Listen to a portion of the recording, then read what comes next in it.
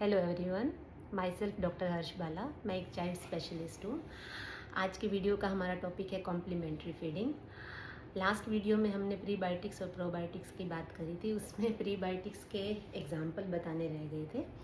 तो प्रीबायोटिक्स क्या होते हैं, मैंने वो पिछली बार एक्सप्लेन किया था आपको कि हाई फाइबर जिसमें होता है उसे प्रीबायोटिक्स बोलते हैं। तो हाई फाइबर डाइट में क्या क्या आता है, उसके एग्जांपल क्या क्या हैं, जैसे garlic, onions, oats, whole grains, मोटे अनाज, दालें, फल, सब्जियां जो रूटीन में सबको अवेलेबल होते हैं, लेकिन उसकी इम्पॉर्टेंस है वो प्रीबायोटिक का काम करते हैं और आपके गट माइक्रोबायोम को इंक्रीज करते हैं। कॉम्प्लीमेंट्री फीडिंग एक बहुत वास्ट टॉपिक है। अगर मैं एक एक चीज़ एक्सप्लेन करूँगी तो बहुत बड़ा वीडियो बन जाएगा। तो मैंने इस वीडियो के एंड में कुछ चार्ट्स डाले हैं जिसमें बच्चे को क्या स्टार्ट करना चाहिए, कब स्टार्ट करना चाहिए, कितने अमाउंट में स्टार्ट करना चाहिए, कितनी फ्रीक्वेंसी में, वो सब मैंने उसमें एक्सप्लेन किया हुआ है। आप वो चार्ट देख लीजिएगा। तो भी मैं मोटा मोटा आपको बताऊँगी कि कॉम्प्लीमेंट्री फीडिंग कब शुरू करनी चाहिए और क्या ध्यान रखना चाहिए बच्चों का। ठीक है। अभी कॉम्प्लीमेंट्री फीडिंग का क्या मतलब है? पहले तो कॉम्प्लीमेंट्री फीडिंग का मतलब है कि जो ब्रेस्ट फीड को कॉम्प्लीमेंट करे, उसे रिप्लेस नहीं। तो आपको ब्रेस्ट फीडिंग तो चालू ही रखनी है और उसके साथ कॉम्प्लीमेंट्री फूड्स ऐड करने हैं। मोस्टली वो सेमी सॉलिड से स्टार्ट करने हैं। आपको ब्रेस्ट मिल्क बंद नहीं कर देना है। लोगों को लगता है कि खाना स्टार्ट किया तो ब्रेस्ट मिल्क बंद कर देना है। बंद नहीं करना है, ब्रेस्ट मिल्क को आपको कंटिन्यू रखना है और कॉम्प्लीमेंट्री फीड ऐड करनी है।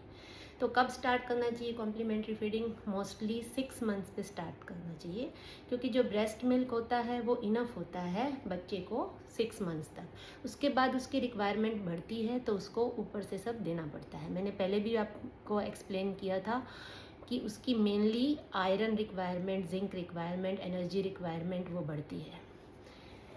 तो आपको अपने पीडियाट्रिशियन के कांटेक्ट में रहना चाहिए, क्योंकि हर बच्चा सेम नहीं होता है। हर बच्चे के अपने आयरन स्टोर्स, B12 स्टोर्स वो अलग होते हैं। तो मोस्टली 6 मंथ पे चालू करते हैं, लेकिन कुछ केसेस में जल्दी भी चालू करते हैं। 4 मंथ्स पे भी स्टार्ट कर देते हैं। अगर 4 मंथ्स पे स्टार्ट करना पड़ता है तो खाली लिक्विड्स ही स्टार्ट किए जाते हैं, सॉलिड नहीं। दाल का पानी, चावल का पानी और संतरा अनार का रस, वेजिटेबल सूप्स, वो सब स्टार्ट किए जाते हैं 4 से 6 महीने के बीच में, अगर किसी को स्टार्ट करना पड़ता है तो। अब आपको उसके लिए पीडियाट्रिशियन की विज़िट क्यों ज़रूरी है? देखिए, जो मदर होती है उसमें जो आयरन और B12 के स्टोर्स होते हैं वो लास्ट ट्राइमेस्टर में बच्चे को पास होते हैं प्लेसेंटा के थ्रू। अगर उसके ही अपने स्टोर्स इनफ होते हैं तो बच्चे को इनफ पास होते हैं, और अगर उसमें कम होते हैं तो फिर बच्चे को कम पास होते हैं।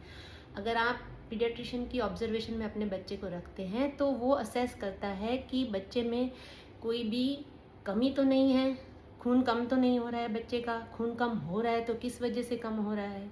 आयरन डेफिशिएंसी के अलग साइन होते हैं, B12 डेफिशिएंसी के अलग साइन होते हैं। तो वो आपका पीडियाट्रिशियन देख के असेस करता है, और अगर उसको लगता है कि जल्दी फीड के साथ कॉम्प्लीमेंट्री फीडिंग स्टार्ट कर देनी चाहिए तो वो स्टार्ट कर देता है। नेक्स्ट, आपको एक बार में एक चीज़ स्टार्ट करनी है। देखना है 3-4 दिन बच्चे को उसकी एलर्जी तो नहीं है, कोई कॉम्प्लिकेशन तो नहीं है, फिर दूसरी चीज़ ऐड करनी है।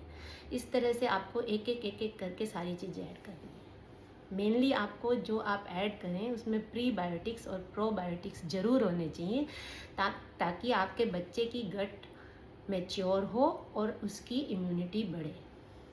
मैंने अपनी प्रैक्टिस में देखा है कि लोग पीडियाट्रिशियन की विज़िट नहीं करते हैं। वो सोचते हैं हमारे बच्चे को कोई प्रॉब्लम तो है नहीं। वैक्सीन्स वगैरह अब गवर्नमेंट में आती हैं तो गवर्नमेंट में दिला लेते हैं। छोटी मोटी कोई दिक्कत लगती है तो नज़दीक में जो भी छोटे मोटे डॉक्टर होते हैं उन्हें दिखा लेते हैं। फिर जब तकलीफ़ बहुत बढ़ जाती है तब वो हमारे पास आते हैं।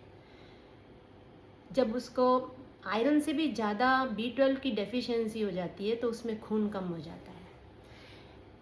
B12 की डेफिशिएंसी का पता ही नहीं चलता है लोगों को।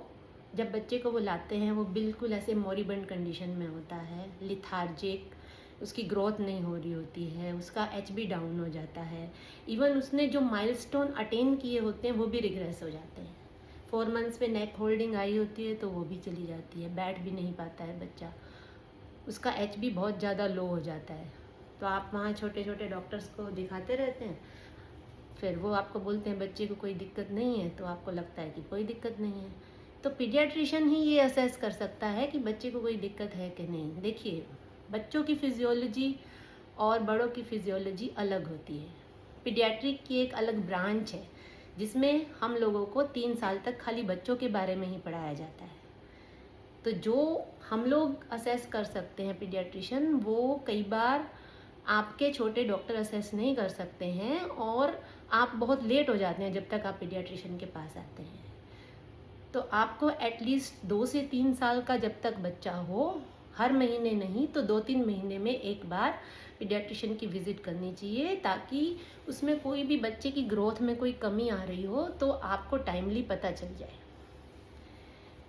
बस मैं आपसे इतना ही अनुरोध करूँगी कि आप बच्चों को समझें। बच्चा बोल नहीं सकता है, तो जब तक बच्चा ऐसी कंडीशन में नहीं आ जाता कि आप लोगों को लगे कि अब कोई छुटकारा नहीं है, तब तक आप लोग पीडियाट्रिशियन के पास नहीं आते हैं। मोस्टली मैंने ऐसा देखा है, खासकर गांव के लोग। तो प्लीज़ अपने ऊपर एक्सपेरिमेंट करिए, अपने आप को किसी भी डॉक्टर को दिखाइए, लेकिन बच्चों को पीडियाट्रिशियन को दिखाइए। भले आप 3-4 महीने में एक बार आइए। Thank you.